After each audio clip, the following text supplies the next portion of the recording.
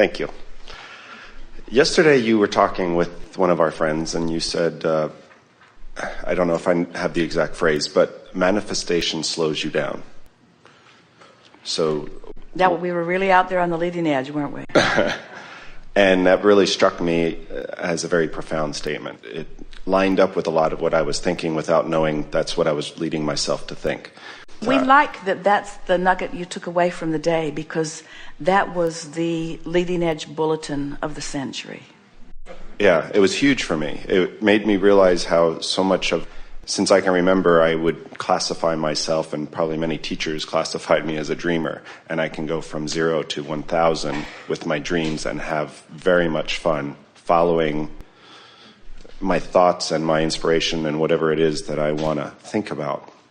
And then I get slowed down going, well, how come it hasn't shown up? Or why isn't it not showing up? And it slows me down from the next thing that might strike me moments later where I want to go with thought or explore more of that. Let's explore it from every angle, because we've been talking about it for a long time, but something about that particular conversation brought it out in a powerful new way.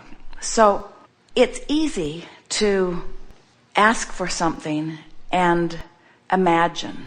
Better word than easy is it's faster to think it than to manifest it. There's a buffer of time. 99.99% of all creations are completed vibrationally before there is any manifestation, but that part goes really, really fast if you allow the alignment.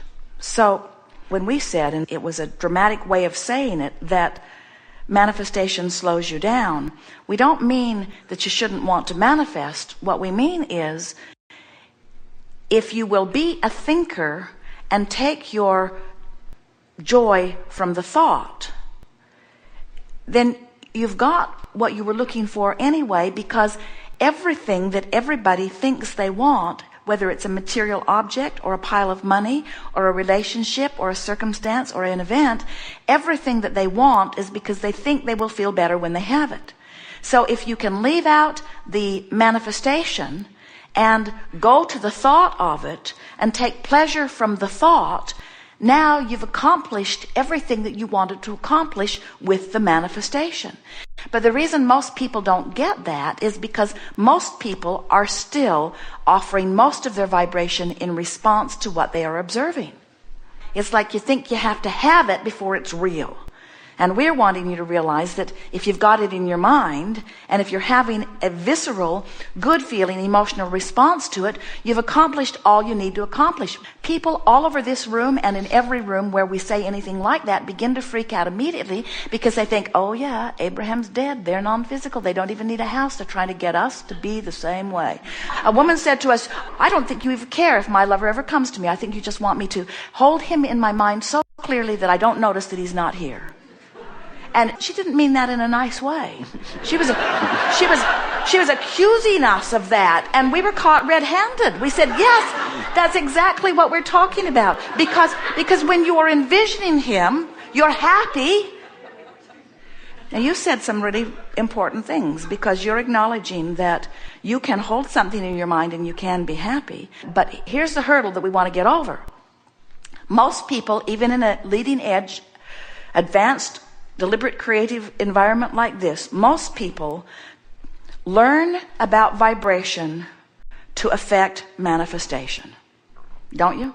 Isn't that sort of the bottom line of all of it? Okay, I'll play your stupid games. I'll do the stupid processes. I'll line up my stupid energy because it'll get me what I want.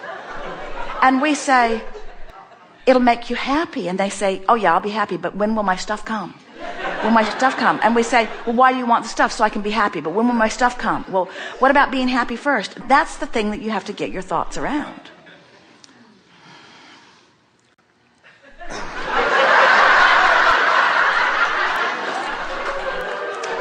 Alrighty then. No, I'm up to, I feel good with that. I feel like I'm up to speed with that. We felt you feel completely everything that we said, and so we were just embellishing your platform. Now bounce off from it. And what I want then is to go even farther, those times when there is doubt in me, or I do focus in a way that I'm having difficulty staying in But you alignment. see, knowing that now you know everything, because now you're not ever going to feel the negative emotion that you call doubt again, that you won't know, I'm doing it right now. I'm doing that thing I do. I'm not going willingly right now. Start saying that when you feel negative emotion. What does negative emotion mean? I'm not going willingly. Going where willingly? Say it out loud to other people. Oh, I got negative emotion. I'm not going willingly. Going where? Downstream. What? I'm not going willingly downstream. What? Well, everything that I want's downstream, and I'm not going willingly. And even someone who doesn't know anything will say, well, why aren't you going willingly? If everything you want's downstream, why don't you go? What's wrong with you? It would be a good way to approach this, because you have no valid reason. You don't have one valid reason except habit of thought that you learned before you know what you now know. And now you know what you now know. Everything that you knew before is invalid on that subject. Everything that you know now that contradicts what you knew before makes what you know now what you want to keep active. So why would you ever go back to what you knew before? Do you know what the majority of negative emotion is? Trying to go back to what you knew before. Now think about it in terms of what we've been saying here all day today. You're becoming when you don't let yourself become, when you don't go willingly, when you try to hold to those old thoughts that don't work, that aren't accurate, that aren't a vibrational match to what you now know. Oh, don't you love knowing that? And the idea that somebody else should be right where you are on every subject is what trips you up more than any other thing. That's the thing that makes you more uncomfortable than almost all other things together. You want the people, especially the people close to you, but you want the people in your life to know what you know. And you know what? They don't. People around you don't know what you know. They've got a different vibrational gap. So one person could be living something, saying something, believing something, and not have a vibrational gap because their life didn't cause them to become something more, so they're not violating their own expansion. Where only you can know if you're violating your own expansion. And we think that is the most powerful way of looking at it that we can give you. We think that you and everybody else would have an easy time dealing with your gap if you weren't trying to factor others in. Yeah. If you weren't trying to see the world through the eyes of others. If you weren't trying to see everything from somebody else's perspective, you'd close your gap easily and you'd be influential, and they would be more likely to come along willingly to what life has caused them to be, you see. You said something earlier that we want to go back to, and you do too, and that's the next logical step idea. So what do we mean when we say the next logical step? Well, if you could see from our point of view, because we see your vibrational escrow and we know where you are in relationship to it, and we see the whole path laid out. So we're envisioning the logical path for you, but our envisioning it from our pure, non-resisted point of view doesn't help you if you're not in the vicinity of what we are envisioning. In other words, we know exactly how it can play out, but in the same way that we said earlier, you could have a conversation with someone who's giving you the answer, and if you're not in the vibrational vicinity, you can't hear the answer, even though they're spelling it out, writing it out, shouting it out, if you're not somewhere in the vicinity of it. So the source within you is tending to your vibrational escrow, knows where you are in relationship to it, and is clearly defining the path to help you logically and sequentially, but most importantly, joyfully unfold in this. And when you're beating the drum of worry, you can't hear it. But as you're leaning more and more to feeling good, following your bliss, doing those things that are interesting to you, playing them out, musing, imagining, remembering, but doing it all for the sake of how you feel, then what happens is you train yourself into vibrational vicinity, so the next logical steps that we see now are seen by you. That's what impulses are. You know those impulses, you just get an idea about something and you follow through on it, and oh, it's blissful. That's the way it can always be for you. Artists and musicians, they tap into it, most of them sporadically. Esther taps into it sporadically, or in a setting like this, she taps into it full head on. In other words, she's open to it so that our next logical step occurs completely to her. In other words, every idea that we are projecting, she is receiving seamlessly and expressing, because she, right here, right now, is on the identical vibrational wavelength that we are. And all of you can do that. You just have to train yourself into alignment with who you've become. And logical step doesn't necessarily mean chronological or incremental in the sense that a human would. An impulse that occurs to me that is so compelling that anything else would be illogical. In other words, that feeling of I just can't not go. I can't not think about this. I can't not think about this. There's so much power in it. And when you hook up with the power of the energy that is within you, when you allow yourself that, oh, wonderful things happen. In other words, that's why we demonstrate this energy and this energy. This energy is huge. And when you start deliberately leaning in the direction of it and you start hooking into that power, that's why you look around the world, don't you notice that there are those influential beings? How does somebody earn, how does someone receive billions of dollars? Can you explain that logically? When you're measuring against action, how do you explain that disparity in people receiving? And we've just got to say to you, it's vibrational. It hasn't got anything to do with action.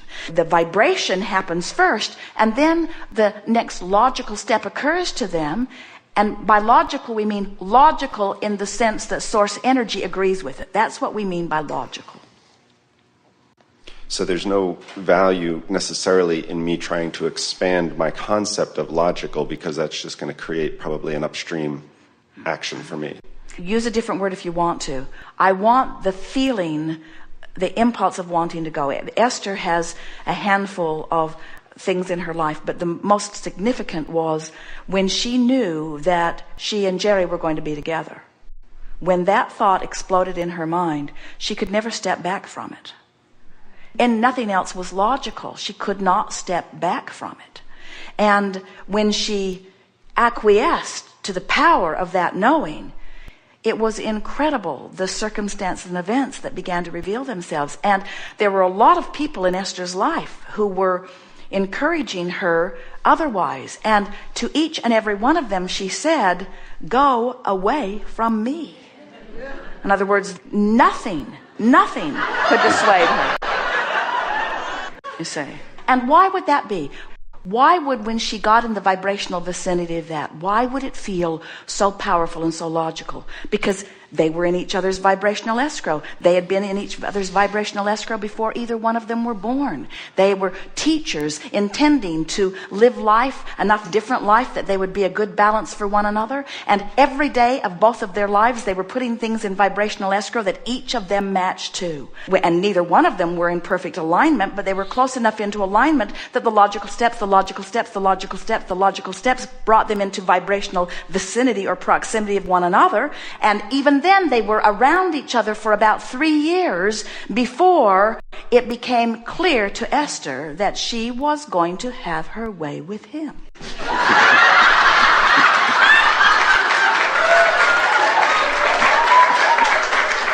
It was logical. It was logical, meaning it was compelling, meaning that nothing else felt like that. It was a hell yes, beyond anything that either of them had ever felt before. And everything can be like that. We're not just talking about finding the love of your life. We're talking about everything. All creations have those kind of powerful culmination points, because all creation has a vibrational escrow that is being focused upon by source energy. There's a huge calling toward it.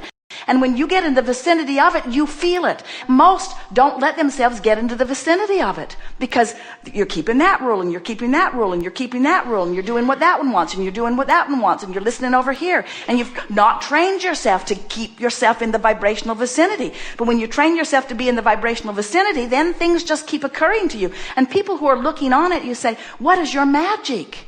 How do you do it? It seems like you just saw that boat 4 days ago." All things come to you. It's the way it's supposed to be. When you want something and you don't doubt it, it must come. It is law. We are complete.